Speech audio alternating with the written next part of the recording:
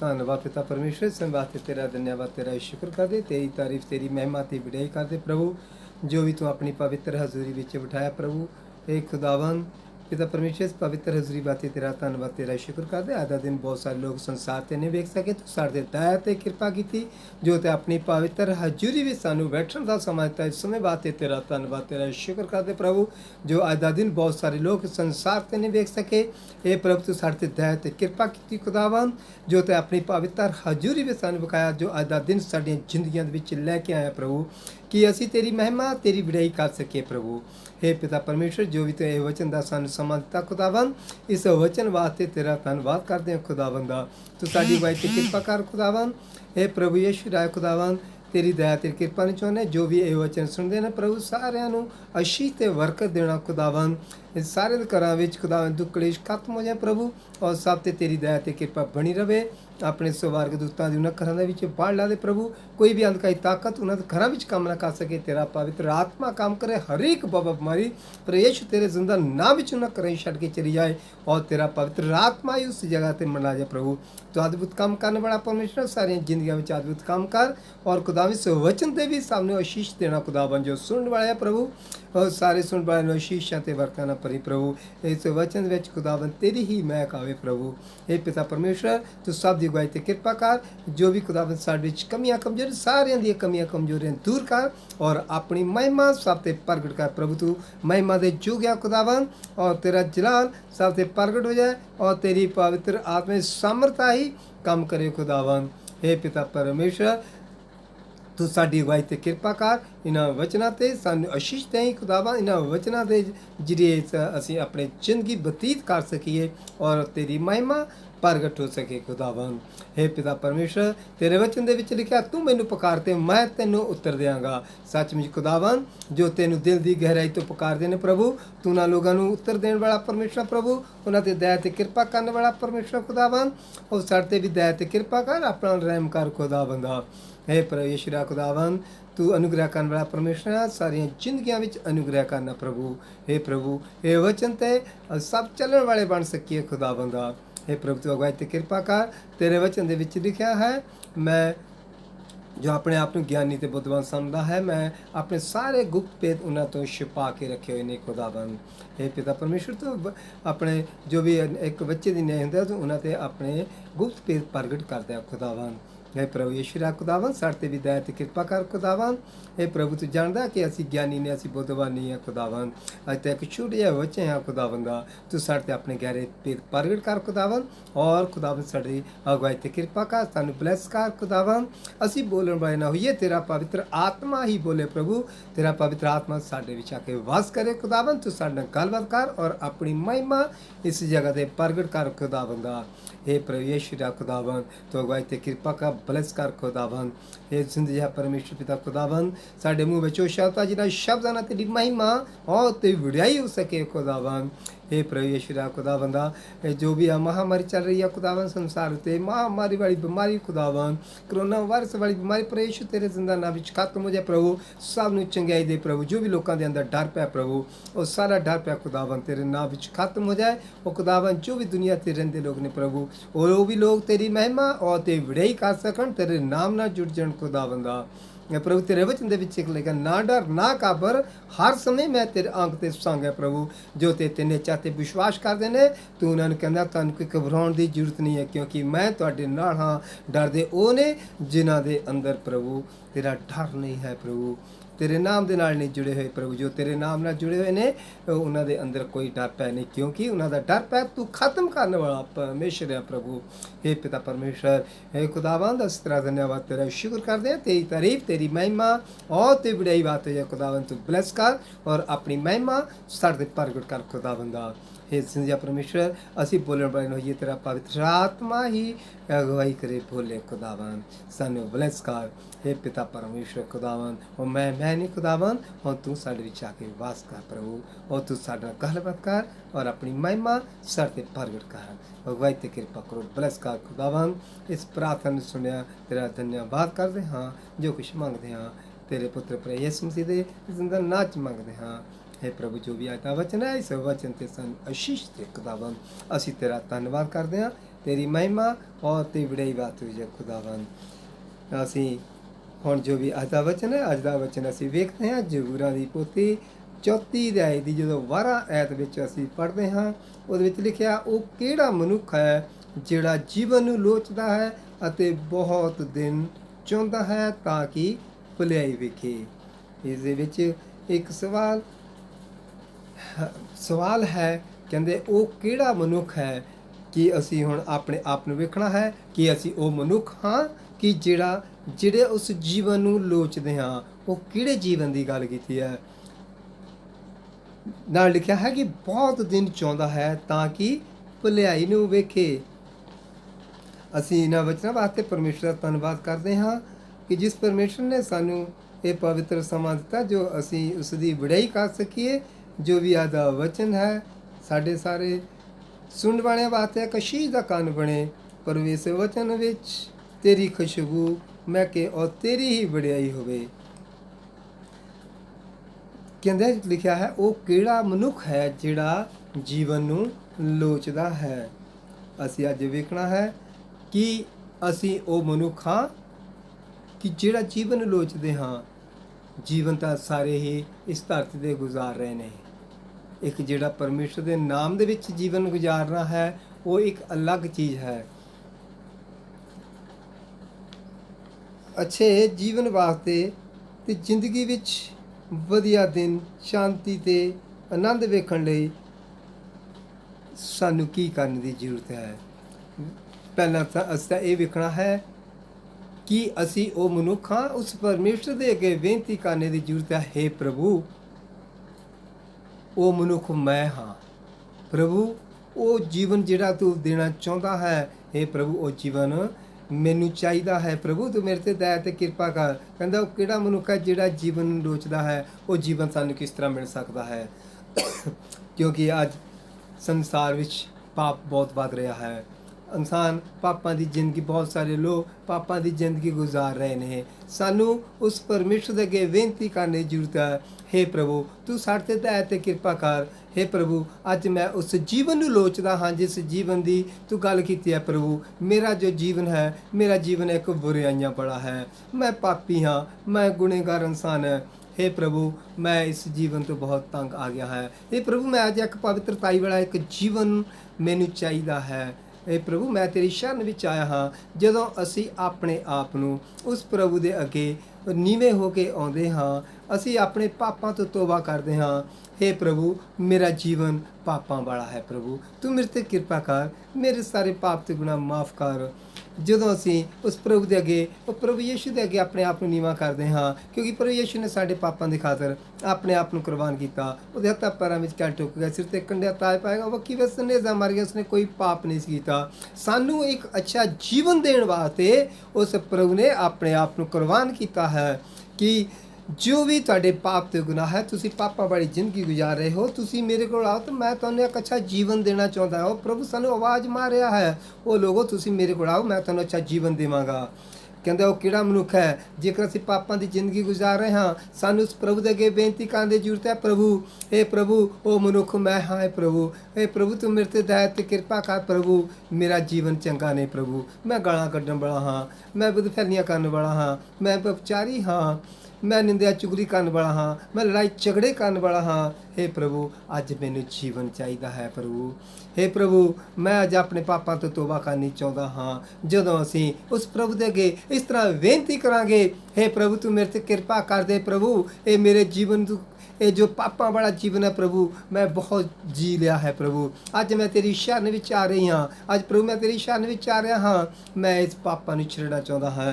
ਮੈਨੂੰ ਅੱਜ ਇੱਕ ਅੱਛਾ ਜੀਵਨ ਚਾਹੀਦਾ। ਪ੍ਰਭੂ ਉਹ ਜੀਵਨ ਮੈਂ ਜਾਣਦਾ ਹਾਂ, ਉਹ ਚੋਖਾ ਜੀਵਨ ਪ੍ਰਭੂ ਇਹ ਤੇਰੇ ਕੋਲ ਹੈ। ਪ੍ਰਭੂ ਇਹ ਪ੍ਰਭੂ ਤੂੰ ਮੇਰੇ ਪਾਪਾਂ ਦੀ ਖਾਤਰ ਆਪਣੇ ਆਪ ਨੂੰ ਕੁਰਬਾਨ ਕੀਤਾ ਹੈ। ਜਦੋਂ ਅਸੀਂ ਇਸ ਤਰ੍ਹਾਂ ਉਸ ਪ੍ਰਭੂ ਦੇ ਅੱਗੇ ਬੇਨਤੀ ਕਰਦੇ ਹਾਂ, ਉਹਦੇ ਅੱਗੇ ਪ੍ਰਾਰਥਨਾ ਕਰਦੇ ਹਾਂ, ਆਪਣੇ ਆਪ ਨੂੰ ਉਹਦੇ ਅੱਗੇ ਝੁਕਾਉਂਦੇ ਹਾਂ, ਤੇ ਫਿਰ ਸਾਨੂੰ ਇੱਕ ਅੱਛਾ ਜੀਵਨ ਮਿਲਦਾ ਹੈ। ਉਹ ਪ੍ਰਭੂ ਸਾਨੂੰ ਅੱਛਾ ਜੀਵਨ ਦਿੰਦਾ ਹੈ।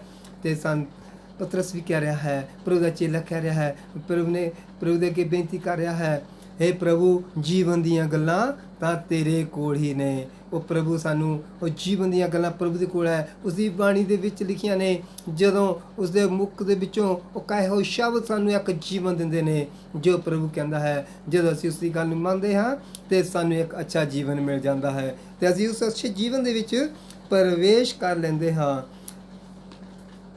ਤੇ ਜੀਵਨ ਵੀ ਦੋ ਪ੍ਰਕਾਰ ਦਾ ਹੈ, ਮੈਂ ਪਹਿਲਾਂ ਵੀ ਦੱਸ ਚੁੱਕਾ ਹਾਂ। ਜੀਵਨ ਦੋ ਪ੍ਰਕਾਰ ਦਾ ਹੈ, ਇੱਕ ਸੰਸਾਰਿਕ ਅਤੇ ਦੂਸਰਾ ਆਤਮਿਕ ਜੀਵਨ ਹੈ। ਅੱਜ ਹਰ ਇਨਸਾਨ ਸੰਸਾਰਿਕ ਜੀਵਨ ਜ਼ਿਆਦਾ ਜਿਉਂਦਾ ਹੈ ਤੇ ਆਤਮਿਕ ਜੀਵਨ ਘੱਟ ਬਤੀਤ ਕਰਦਾ ਹੈ। ਤੇ ਇਸ ਕਰਕੇ ਸਾਨੂੰ ਸੰਸਾਰ ਵਿੱਚ ਰਹਿੰਦਿਆਂ ਹੋਇਆਂ ਤੇ ਸਾਨੂੰ ਉਸ ਪਰਮੇਸ਼ਰ ਦੇ ਨਾਮ ਦੇ ਨਾਲ ਵੀ ਜੁੜਨੇ ਦੀ ਜ਼ਰੂਰਤ ਹੈ। ਤਾਂ ਹੀ ਅਸੀਂ ਉਸ ਜੀਵਨ ਦੇ ਵਿੱਚ ਜਾ ਸਕਦੇ ਹਾਂ, ਜਦੋਂ ਅਸੀਂ ਉਸ ਪਰਮੇਸ਼ਰ ਦੇ ਨਾਮ ਨਾਲ ਜੁੜਾਂਗੇ। ਅੱਜ ਹਰ ਇਨਸਾਨ ਸੰਸਾਰਿਕ ਜੀਵਨ ਜਿਉਂਦਾ ਹੈ ਤੇ ਬਹੁਤ ਘੱਟ ਲੋਕ ਨੇ ਜੋ ਆਤਮਿਕ ਜੀਵਨ ਜਿਉਂਦੇ ਨੇ। ਸੰਸਾਰਿਕ ਜੀਵਨ ਜਿਉਣ ਲਈ ਸੰਸਾਰਿਕ ਅਵਸਥਾ ਨਾਲ ਪਿਆਰ ਹੁੰਦਾ ਹੈ ਤੇ ਇਨਸਾਨ ਸੰਸਾਰਿਕ ਚੀਜ਼ਾਂ ਇਕੱਠੀਆਂ ਕਰਦਾ ਰਹਿੰਦਾ ਹੈ ਤੇ ਸਾਰੀ ਜ਼ਿੰਦਗੀ ਆਪਣੀ ਇਹਨਾਂ ਚੀਜ਼ਾਂ ਦੇ ਵਿੱਚ ਹੀ ਬਤੀਤ ਕਰ ਦਿੰਦਾ ਹੈ। ਤੇ ਬਹੁਤ ਸਾਰੇ ਭੈਣ ਭਾਈਆਂ ਨੂੰ ਵੀ ਵੇਖਦੇ ਹਾਂ, ਉਹ ਕਹਿ ਦਿੰਦੇ ਨੇ ਸਾਡੇ ਕੋਲ ਟਾਈਮ ਹੀ ਨਹੀਂ, ਰੱਬ ਦਾ ਨਾਮ ਲੈਣ ਲਈ ਟਾਈਮ ਹੀ ਨਹੀਂ, ਰੱਬ ਦੇ ਘਰ ਵਿੱਚ ਉਸ ਦੇ ਭਵਨ ਵਿੱਚ ਜਾਣ ਦਾ ਸਾਡੇ ਕੋਲ ਟਾਈਮ ਹੀ ਨਹੀਂ। ਫਿਰ ਉਹਨੂੰ ਕਿਹਾ ਜਾਂਦਾ ਹੈ ਇਹ ਸਾਰੀ ਜ਼ਿੰਦਗੀ ਇਸੇ ਤਰ੍ਹਾਂ ਬਤੀਤ ਹੋ ਜਾਣੀ ਹੈ ਤੇ ਤੂੰ ਕਿਹੜੇ ਸਮੇਂ ਉਸ ਪਰਮੇਸ਼ਰ ਦਾ ਨਾਮ ਲਏਗਾ, ਉਸ ਪਰਮੇਸ਼ਰ ਦੇ ਨਾਮ ਨਾਲ ਜੁੜੇਗਾ। ਤੇ ਇਨਸਾਨ ਇਸੇ ਤਰ੍ਹਾਂ ਹੀ ਸਾਰੀ ਜ਼ਿੰਦਗੀ ਇਹ ਸੰਸਾਰਿਕ ਜੀਵਨ ਜਿਉਂਦਾ ਹੀ ਚਲੇ ਜਾਂਦਾ ਹੈ। ਉਹ ਸੰਸਾਰਿਕ ਬੋਝ ਢੋਂਦਾ ਹੀ ਆਪਣੀ ਜ਼ਿੰਦਗੀ ਨੂੰ ਖਤਮ ਕਰ ਦਿੰਦਾ ਹੈ ਤੇ ਉਸ ਪਰਮੇਸ਼ਰ ਦੇ ਲੇਖੇ ਕੋਈ ਸਵਾਸ ਵੀ ਆਪਣੇ ਨਹੀਂ ਲਗਾਉਂਦਾ ਹੈ। ਤੇ ਸੰਸਾਰਿਕ ਜੀਵਨ ਜਿਉਣ ਲਈ ਸੰਸਾਰਿਕ ਅਵਸਥਾ ਨਾਲ ਪਿਆਰ ਹੁੰਦਾ ਹੈ ਤੇ ਆਤਮਿਕ ਜੀਵਨ ਜਿਉਣ ਲਈ ਆਤਮਿਕ ਅਵਸਥਾ ਨਾਲ ਪਿਆਰ ਹੁੰਦਾ ਹੈ। ਹੁਣ ਅਸੀਂ ਆਪਣੇ ਆਪ ਨੂੰ ਵੇਖਣਾ ਹੈ, ਮੈਂ ਕਿਹੜੇ ਜੀਵਨ ਜਿਉਣਾ ਹੈ ਕਿ ਸਾਨੂੰ ਸੰਸਾਰ ਵਿੱਚ ਰਹਿੰਦੇ ਹੋਇਆਂ ਉਸ ਪ੍ਰਭੂ ਨੂੰ ਵੀ ਭੁੱਲਣਾ ਨਹੀਂ ਚਾਹੀਦਾ। ਜੇਕਰ ਉਹ ਪਰਮੇਸ਼ਰ ਸਾਨੂੰ ਸਾਰਾ ਕੁਝ ਦਿੰਦਾ ਹੈ, ਸਾਡੀਆਂ ਜ਼ਰੂਰਤਾਂ ਨੂੰ ਪੂਰੀਆਂ ਕਰਦਾ ਹੈ ਤੇ ਉਸ ਪਰਮੇਸ਼ਰ ਦਾ ਧੰਨਵਾਦ ਕਰਨੇ ਦੀ ਜ਼ਰੂਰਤ ਹੈ, ਉਸ ਦੀ ਮਹਿਮਾ ਵਡਿਆਈ ਕਰਨ ਦੀ ਜ਼ਰੂਰਤ ਹੈ। ਹੇ ਪਰਮੇਸ਼ਰ, ਤੂੰ ਮੈਨੂੰ ਖਾਣ ਪੀਣ ਨੂੰ ਦਿੱਤਾ ਹੈ, ਮੇਰੀਆਂ ਜ਼ਰੂਰਤਾਂ ਨੂੰ ਪੂਰੀਆਂ ਕਰਦਾ ਹੈ। ਹੇ ਪ੍ਰਭੂ, ਅਸੀਂ ਤੇਰਾ ਧੰਨਵਾਦ ਕਰਦੇ ਹਾਂ। ਤੇਰੀਆਂ ਦਿੱਤੀਆਂ ਹੋਈਆਂ ਜੋ ਵੀ ਸਾਨੂੰ ਵਸਤਾਂ ਨੇ ਤੂੰ ਦਿੱਤੀਆਂ ਨੇ ਤੇ ਅਸੀਂ ਉਹਨਾਂ ਵਸਤਾਂ ਦਾ ਵੀ ਤੇਰਾ ਧੰਨਵਾਦ ਕਰਦੇ ਹਾਂ। ਜਦੋਂ ਅਸੀਂ ਉਸ ਪਰਮੇਸ਼ਰ ਦੇ ਅੱਗੇ ਇਸ ਤਰ੍ਹਾਂ ਬੇਨਤੀ ਕਰਦੇ ਹਾਂ ਕਿ ਇਹ ਪ੍ਰਭੂ ਤੇਰੀਆਂ ਦਿੱਤੀਆਂ ਹੋਈਆਂ ਸਾਰੀਆਂ ਵਸਤਾਂ ਦਾ ਧੰਨਵਾਦ ਕਰਦੇ ਹਾਂ ਤੇ ਉਹ ਪਰਮੇਸ਼ਰ ਖੁਸ਼ ਹੁੰਦਾ ਹੈ ਕਿ ਸੱਚਮੁੱਚ ਇਹ ਲੋਕ ਮੇਰਾ ਧੰਨਵਾਦ ਕਰਦੇ ਨੇ। ਵਚਨ ਦੇ ਵਿੱਚ ਲਿਖਿਆ ਹੈ, ਕਹਿੰਦਾ ਕਿ ਆਪਣੇ ਹੋਠਾਂ ਦੀ ਭੇਟਾ ਉਸ ਪਰਮੇਸ਼ਰ ਨੂੰ ਚੜਾ। ਉਸ ਧੰਨਵਾਦ ਦੀ ਭੇਟਾ ਹੀ ਪਰਮੇਸ਼ਰ ਨੂੰ ਪਸੰਦ ਹੈ। ਜਿੰਨਾ ਮਰਜ਼ੀ ਅਸੀਂ ਦਾਨ ਕਰੀ ਜਾਈਏ, ਜੋ ਮਰਜ਼ੀ ਅਸੀਂ ਕਰਮਕਾਂਡ ਕਰੀ ਜਾਈਏ ਤੇ ਉਹ ਸਿਰਫ ਸੰਸਾਰ ਵਾਸਤੇ ਹੀ ਹੈ। ਜਦੋਂ ਅਸੀਂ ਉਸ ਪਰਮੇਸ਼ਰ ਦਾ ਸਭ ਤੋਂ ਵੱਡੀ ਭੇਟਾ ਕੀ ਹੈ, ਉਹ ਸਭ ਤੋਂ ਵੱਡੀ ਭੇਟਾ ਜਦੋਂ ਅਸੀਂ ਪਰਮੇਸ਼ਰ ਦਾ ਧੰਨਵਾਦ ਕਰਦੇ ਹਾਂ, ਉਸ ਦੀ ਮਹਿਮਾ ਵਡਿਆਈ ਕਰਦੇ ਹਾਂ, ਉਸ ਭੇਟਾ ਨੂੰ ਪਰਮੇਸ਼ਰ ਪਸੰਦ ਕਰਦਾ ਹੈ। ਜੋ ਸਾਨੂੰ ਇਹ ਹੋਂਠ ਦਿੱਤੇ ਨੇ, ਸਾਨੂੰ ਇਹ ਜ਼ੁਬਾਨ ਦਿੱਤੀ ਹੈ, ਇਸ ਜ਼ੁਬਾਨ ਦੇ ਨਾਲ ਸਾਨੂੰ ਉਸ ਪਰਮੇਸ਼ਰ ਦੀ ਮਹਿਮਾ ਔਰ ਉਸ ਦੀ ਵਡਿਆਈ ਕਰਨੇ ਦੀ ਜ਼ਰੂਰਤ ਹੈ। ਜਿੰਨੀ ਵੀ ਅਸੀਂ ਉਸ ਪਰਮੇਸ਼ਰ ਦੀ ਮਹਿਮਾ ਔਰ ਵਡਿਆਈ ਕਰਾਂਗੇ, ਉਨੀ ਪਰਮੇਸ਼ਰ ਸਾਡੇ 'ਤੇ ਕਿਰਪਾ ਕਰੇਗਾ। ਅਸੀਂ ਉਸ ਦੀ ਕਿਰਪਾ ਲੈਣਾ ਹੈ। ਉਹ ਜੋ ਸਾਨੂੰ ਜੀਵਨ ਸਾਨੂੰ ਦੇਣਾ ਚਾਹੁੰਦਾ ਹੈ, ਅਸੀਂ ਉਸ ਜੀਵਨ ਦੇ ਵਿੱਚ ਪ੍ਰਵੇਸ਼ ਹੋਣਾ ਹੈ। ਜਦੋਂ ਅਸੀਂ ਉਸ ਜੀਵਨ ਦੇ ਵਿੱਚ ਪ੍ਰਵੇਸ਼ ਹੋਵਾਂਗੇ ਤੇ ਉਸ ਪਰਮੇਸ਼ਰ ਦੀ ਦਇਆ ਤੇ ਕਿਰਪਾ ਸਾਡੇ 'ਤੇ ਬਣੀ ਰਹੇਗੀ। ਜਿੰਦਿਆ ਪਰਮੇਸ਼ਰ ਖੁਦਾਵੰਦਾ, ਅਸੀਂ ਤੇਰਾ ਧੰਨਵਾਦ ਕਰ, ਤੇਰੀ ਮਹਿਮਾ ਤੇਰੀ ਵਡਿਆਈ ਵਾਸਤੇ, ਤੇਰੀ ਬਲੈਸਿੰਗ ਚੋਂ ਰਿਸ਼ਿੰਦਰ ਕੋ ਪਾਵਰ। ਹਾਲੇਲੂਇਆ। ਇਹ ਜਿੰਦਿਆ ਪਰਮੇਸ਼ਰ ਤੇਰਾ ਧੰਨਵਾਦ ਕਰਦੇ ਹਾਂ। ਸਾਨੂੰ ਸਾਰਿਆਂ ਨੂੰ ਆਤਮਾ ਦੁਆਰਾ ਚੱਲਣ ਦੀ ਜ਼ਰੂਰਤ ਹੈ। ਜਦੋਂ ਅਸੀਂ ਆਤਮਾ ਦੁਆਰਾ ਚੱਲਾਂਗੇ ਤੇ ਪਰਮਾਤਮਾ ਸਾਨੂੰ ਆਤਮਿਕ ਅਵਸਥਾ ਨਾਲ ਭਰੇਗਾ। ਤਾਂ ਹੀ ਵਚਨ ਵਿੱਚ ਲਿਖਿਆ ਹੈ, ਉੱਪਰਲੀਆਂ ਗੱਲਾਂ ਵੱਲ ਧਿਆਨ ਲਾਵੋ। ਜੇਕਰ ਅਸੀਂ ਪ੍ਰਭੂ ਵੱਲ ਧਿਆਨ ਲਗਾਵਾਂਗੇ, ਉਸ ਦੇ ਡਰ ਭੈ ਦੇ ਵਿੱਚ ਰਵਾਂਗੇ ਤੇ ਉਹ ਪਰਮੇਸ਼ਰ ਸਾਨੂੰ ਆਤਮਿਕ ਆਸ਼ੀਸ਼ਾਂ ਦੇ ਨਾਲ ਭਰ ਦੇਵੇਗਾ। ਉਹ ਜੋ ਜੀਵਨ ਹੈ, ਉਹ ਜੀਵਨ ਦੇ ਵਿੱਚ ਅਸੀਂ ਪਰਮੇਸ਼ਰ ਦੇ ਡਰ ਭੈ ਦੇ ਵਿੱਚ ਰਵਾਂਗੇ।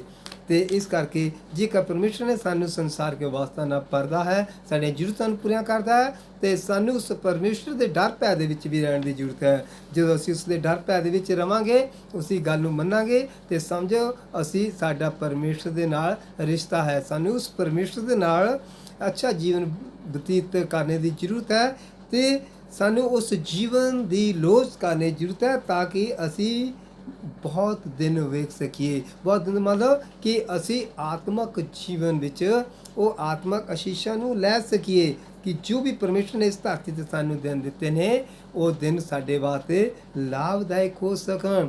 ਉਹ ਲਾਭਦਾਇਕ ਹੋ ਜਾਣਗੇ, ਤੇ ਪਰਮੇਸ਼ਰ ਦੀ ਜਦੋਂ ਅਸੀਂ ਮਹਿਮਾ ਤੇ ਵਡਿਆਈ ਕਰਾਂਗੇ, ਤਾਂ ਹੀ ਫਿਰ ਜੇਕਰ ਫਿਰ ਉਹਦੇ ਵਿੱਚ ਅੱਛੇ ਜੀਵਨ ਦੇ ਵਿੱਚ ਅਸੀਂ ਮਾੜੇ ਕੰਮ ਨਹੀਂ ਕਰਾਂਗੇ, ਮਾੜਾ ਬੋਲਾਂਗੇ ਨਹੀਂ, ਗਾਲਾਂ ਨਹੀਂ ਕੱਢਾਂਗੇ, ਨਿੰਦਾ ਚੁਗਲੀ ਨਹੀਂ ਕਰਾਂਗੇ, ਇਹਨਾਂ ਵੈਰ ਵਿਰੋਧ ਨਹੀਂ ਕਰਾਂਗੇ, ਤੇ ਸਮਝੋ ਕਿ ਹਰੇਕ ਇਨਸਾਨ ਕਹੇਗਾ ਕਿ ਸੱਚਮੁੱਚ ਇਹ ਇਨਸਾਨ ਰੱਬ ਨੂੰ ਮੰਨਣ ਵਾਲਾ ਹੈ, ਇਸ ਦੇ ਅੰਦਰ ਪਰਮੇਸ਼ਰ ਦਾ ਡਰ ਪਿਆ ਹੈ। ਪਹਿਲਾਂ ਇਹ ਬੁਰਾਈਆਂ ਕਰਨ ਵਾਲਾ ਸੀ, ਤੇ ਹੁਣ ਪਹਿਲਾ ਜੀਵਨ ਇਸ ਦਾ ਹੋ ਸੀ, ਤੇ ਹੁਣ ਇਸ ਦਾ ਜੀਵਨ ਬਦਲ ਗਿਆ ਹੈ। ਇਹ ਹੁਣ ਅੱਛਾ ਇਨਸਾਨ ਬਣ ਗਿਆ ਹੈ, ਕਿਉਂਕਿ ਜੋ ਪਹਿਲਾ ਜੀਵਨ ਸੀ ਉਹ ਜੀਵਨ ਪਾਪਾਂ ਵਾਲਾ ਸੀ। ਉਹ ਜੀਵਨ ਨੂੰ ਛੱਡ ਦਿੱਤਾ, ਉਸ ਤੋਂ ਬਾਅਦ ਪਰਮੇਸ਼ਰ ਦੇ ਨਾਮ ਨਾਲ ਜੁੜ ਗਿਆ। ਜੋ ਪਰਮੇਸ਼ਰ ਦੇ ਨਾਮ ਨਾਲ ਜੁੜ ਗਿਆ, ਤੇ ਉਸ ਪਰਮੇਸ਼ਰ ਦੀ ਮਹਿਮਾ ਔਰ ਉਸ ਦੀ ਵਡਿਆਈ ਕਰਨੀ ਉਸਨੇ ਸ਼ੁਰੂ ਕਰ ਦਿੱਤੀ ਹੈ।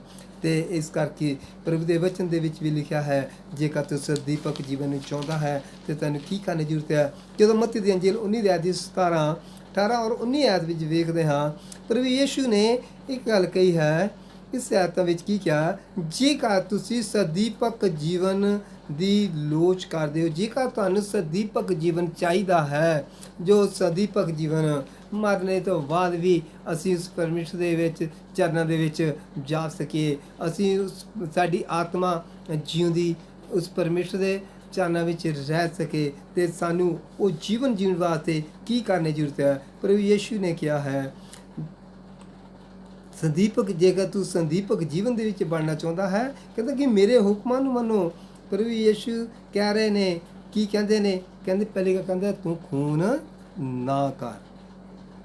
ਦੂਸਰੀ ਗੱਲ ਕਹੀ ਹੈ, ਆਪਣੇ ਮਾਂ ਪਿਓ ਦਾ ਆਦਰ ਕਰ, ਅਤੇ ਚੋਰੀ ਨਾ ਕਰ, ਝੂਠੀ ਗਵਾਹੀ ਨਾ ਦੇ,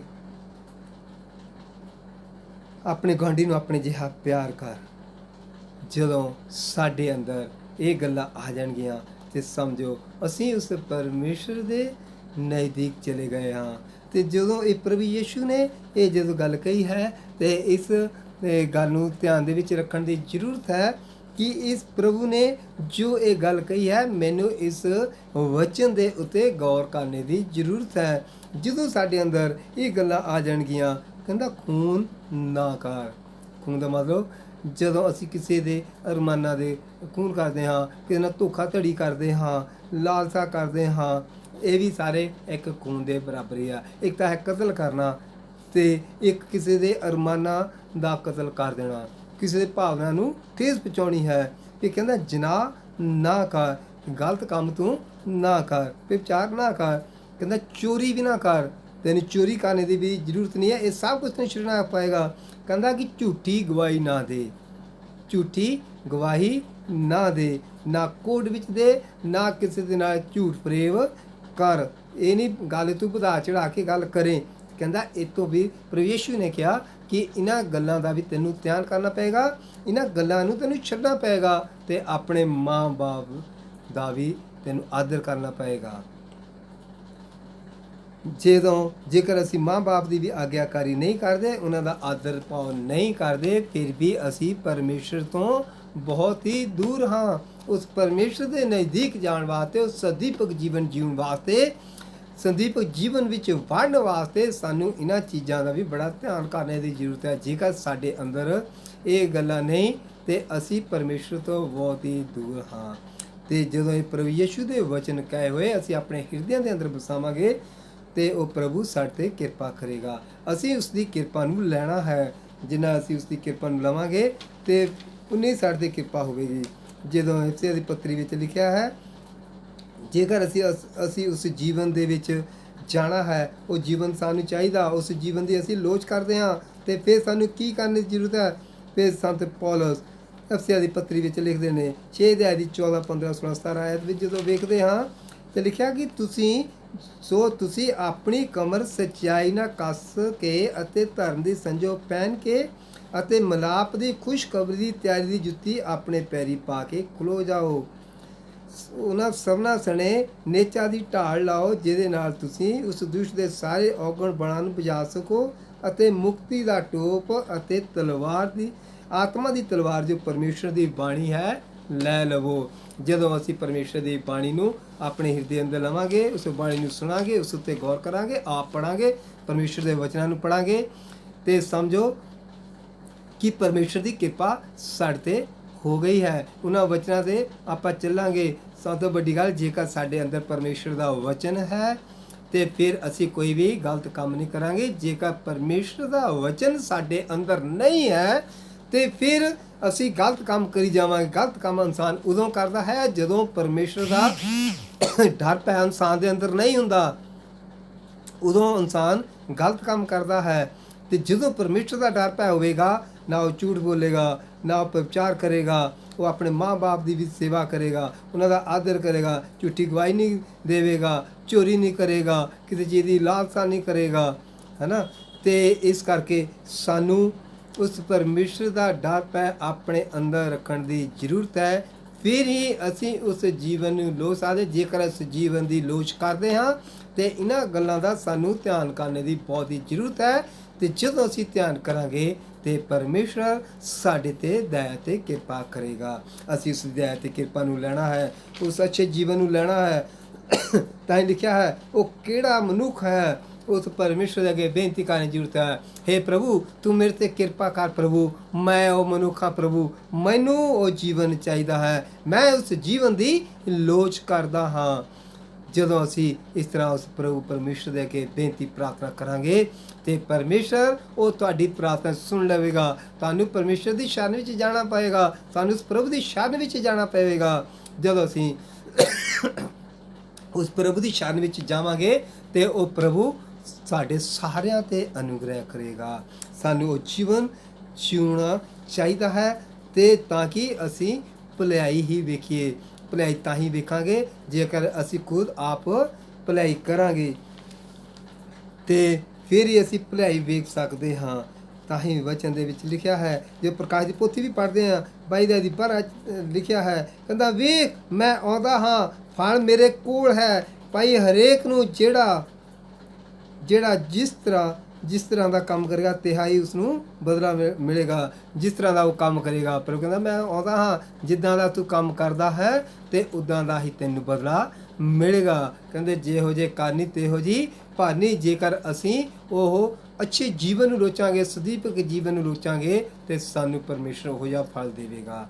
ਜੇਕਰ ਅਸੀਂ ਸੰਸਾਰਿਕ ਜੀਵਨ ਵਿੱਚ ਰਹਿੰਦੇ ਹੋਇਆਂ ਭੋਗ ਵਿਲਾਸ ਕਰੀ ਜਾਵਾਂਗੇ, ਗਲਤ ਕੰਮ ਕਰੀ ਜਾਵਾਂਗੇ, ਹੇਰਾ ਫੇਰੀਆਂ ਕਰੀ ਜਾਵਾਂਗੇ, ਚੋਰੀਆਂ ਠੱਗੀਆਂ ਮਾਰੀ ਜਾਵਾਂਗੇ, ਦੁਨੀਆ ਨਾਲ ਮਾਰੀ ਜਾਵਾਂਗੇ, ਧਨ ਦੌਲਤ ਇਕੱਠਾ ਕਰੀ ਜਾਵਾਂਗੇ, ਉਹ ਕੁਛ ਵੀ ਨਾਲ ਜਾਣ ਵਾਲਾ ਨਹੀਂ ਹੈ। ਜਿੰਨਾ ਮਰਜ਼ੀ ਦੁਨੀਆ ਇਕੱਠਾ ਕਰ ਲਵੇ, ਅਸੀਂ ਇਕੱਠਾ ਕਰ ਲਈਏ ਤੇ ਕੁਛ ਵੀ ਨਾਲ ਨਹੀਂ ਲੈ ਕੇ ਜਾ ਸਕਦੇ। ਅਸੀਂ ਖਾਲੀ ਹੱਥ ਆਏ ਹਾਂ ਤੇ ਖਾਲੀ ਹੱਥ ਹੀ ਅਸੀਂ ਵਾਪਸ ਜਾਣਾ ਹੈ। ਇਸ ਕਰਕੇ ਸਾਨੂੰ ਚੰਗੇ ਕਰਮ ਕਰਨ ਦੀ ਜ਼ਰੂਰਤ ਹੈ, ਅੱਛੇ ਕੰਮ ਕਰਨ ਦੀ ਜ਼ਰੂਰਤ ਹੈ ਤੇ ਚੰਗੀ ਸੋਚ ਰੱਖਣ ਦੀ ਜ਼ਰੂਰਤ ਹੈ। ਜਦੋਂ ਅਸੀਂ ਚੰਗੀ ਸੋਚ ਰੱਖਾਂਗੇ ਉਨੀ ਸਾਡੇ ਤੇ ਕਿਰਪਾ ਹੋਵੇਗੀ। ਜਦੋਂ ਵੀ ਸਾਡੇ ਮਨ ਦੇ ਅੰਦਰ, ਸਾਡੇ ਦਿਮਾਗ ਦੇ ਅੰਦਰ ਕੋਈ ਮਾੜਾ ਵਿਚਾਰ ਆਉਂਦਾ ਹੈ, ਉਸ ਮਾੜੇ ਵਿਚਾਰ ਨੂੰ ਅਸੀਂ ਬਾਹਰ ਕੱਢ ਦੇਣਾ ਹੈ।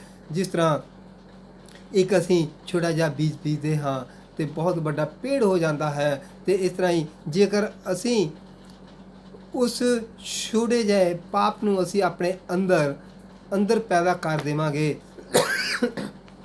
ਤੇ ਉਹ ਬਹੁਤ ਵੱਡਾ ਇੱਕ ਵੱਡਾ ਕ੍ਰਾਈਮ ਬਣ ਕੇ ਬਾਹਰ ਆ ਜਾਵੇਗਾ। ਫਿਰ ਸਾਨੂੰ ਮੁਸ਼ਕਲ ਆ ਜਾਵੇਗੀ, ਜੇਲ੍ਹਾਂ ਵਿੱਚ ਜਾਣਾ ਪਵੇਗਾ, ਉਹ ਸਾਰੇ ਸਾਨੂੰ ਸਰੀਰਕ ਕਸ਼ਟ ਭੋਗਣੇ ਪੈਣਗੇ। ਇਸ ਕਰਕੇ ਸਾਨੂੰ ਇਹਨਾਂ ਚੀਜ਼ਾਂ ਤੋਂ ਬਚਣ ਵਾਸਤੇ ਉਸ ਪਰਮੇਸ਼ਰ ਨੂੰ ਯਾਦ ਕਰਨ ਦੀ ਜ਼ਰੂਰਤ ਹੈ। ਉਸ ਬਾਣੀ ਦੇ ਉੱਤੇ ਆਪਣੇ ਆਪ ਨੂੰ ਢਾਲਣ ਦੀ ਜ਼ਰੂਰਤ ਹੈ। ਉਸ ਪਰਮੇਸ਼ਰ ਦੀ ਮਹਿਮਾ ਔਰ ਉਸ ਦੀ ਵਡਿਆਈ ਕਰਨ ਦੀ ਜ਼ਰੂਰਤ ਹੈ। ਜਿੰਨੀ ਅਸੀਂ ਉਸ ਪਰਮੇਸ਼ਰ ਦੀ ਮਹਿਮਾ ਔਰ ਵਡਿਆਈ ਕਰਾਂਗੇ, ਉਨੀ ਪਰਮੇਸ਼ਰ ਸਾਡੇ 'ਤੇ ਕਿਰਪਾ ਕਰੇਗਾ, ਸਾਡੇ 'ਤੇ ਅਨੁਗ੍ਰਹਿ ਕਰੇਗਾ ਤੇ ਉਸ ਦਇਆ ਤੇ ਕਿਰਪਾ ਨੂੰ ਲੈਣਾ ਹੈ। ਹੁਣ ਆਪਾਂ ਇਹਨਾਂ ਵਚਨਾਂ 'ਤੇ ਪਰਮੇਸ਼ਰ ਸਾਨੂੰ ਅਸ਼ੀਸ਼ ਦੇਵੇ ਤੇ ਆਪਾਂ ਪ੍ਰਭੂ ਦੇ ਅੱਗੇ ਬੇਨਤੀ ਕਰਾਂਗੇ। ਧੰਨਵਾਦ ਪਿਤਾ ਪਰਮੇਸ਼ਰ, ਇਸ ਸਮੇਂ ਵਾਸਤੇ ਤੇਰਾ ਧੰਨਵਾਦ ਕਰਦੇ ਜੋ ਵੀ ਆਦਾ ਵਚਨ ਹੈ ਸਾਰੀਆਂ ਜ਼ਿੰਦਗੀਆਂ ਵਿੱਚ ਕੰਮ ਕਰੇ ਔਰ ਸਭ ਦੀ ਅਗਵਾਈ ਤੇ ਕਿਰਪਾ ਕਰੀ, ਸਭ ਨੂੰ ਬਲੈਸ ਕਰੀ ਖੁਦਾਵੰਦ। ਉਸ ਵਚਨ ਤੇ ਸਭ ਨੂੰ ਅਸ਼ੀਸ਼ ਤੇ ਬਰਕਤ ਦੇਣ, ਦਇਆ ਤੇ ਕਿਰਪਾ ਕਰੋ, ਬਲੈਸ ਕਰੋ, ਆਪਣੀ ਮਹਿਮਾ ਪ੍ਰਗਟ ਕਰੋ ਖੁਦਾਵੰਦ। ਇਸ ਪ੍ਰਾਰਥਨਾ ਸੁਣ ਤੇਰਾ ਧੰਨਵਾਦ ਕਰਦੇ ਹਾਂ, ਜੋ ਕੁਛ ਮੰਗਦੇ ਤੇਰੇ ਪੁੱਤਰ ਪ੍ਰਭੂ ਯਿਸੂ ਮਸੀਹ ਦੇ ਜਿੰਦਾ ਨਾਮ ਚ ਮੰਗਦੇ ਹਾਂ। ਸਭ ਦੇ ਅੱਗੇ ਬੇਨਤੀ ਹੈ ਕਿ ਸਭ ਜਣੇ ਇਸ ਵਚਨ ਨੂੰ ਸੁਣਨਾ ਹੈ, ਸ਼ੇਅਰ ਕਰਨਾ ਹੈ, ਸਬਸਕ੍ਰਾਈਬ ਜ਼ਰੂਰ ਕਰਨਾ ਹੈ ਤੇ ਹੋਰ ਵੀ ਅੱਗੇ ਤੁਹਾਨੂੰ ਵੀਡੀਓ ਅਸੀਂ ਭੇਜ ਸਕੀਏ। ਜੋ ਵੀ ਨਵੀਂ ਵੀਡੀਓ ਹੋਏਗੀ ਸਬਸਕ੍ਰਾਈਬ ਕਰੋਗੇ ਤੇ ਪਰਮੇਸ਼ਰ ਤੁਹਾਡੇ ਤੇ ਵੀ ਦਇਆ ਤੇ ਕਿਰਪਾ ਕਰੇਗਾ। ਇਸ ਵਚਨ ਨੂੰ ਹੋਰ ਫੈਲਾਉਣਾ ਹੈ ਔਰ ਪਰਮੇਸ਼ਰ ਦੀ ਮਹਿਮਾ ਔਰ ਵਡਿਆਈ ਹੋ ਸਕੇ। ਸਭ ਨੂੰ ਜੈ ਮਸੀਹ ਦੀ। God bless you. ਪਰਮੇਸ਼ਰ ਸਭ ਨੂੰ ਆਸ਼ੀਸ਼ ਦੇਵੇ, ਬਰਕਤਾਂ ਨਾ ਭਰੇ, ਕਿਸੇ ਚੀਜ਼ ਦੀ ਕਮੀ ਘਟੀ ਨਾ ਹੋਵੇ। ਸਭ ਨੂੰ ਜੈ ਮਸੀਹ ਦੀ।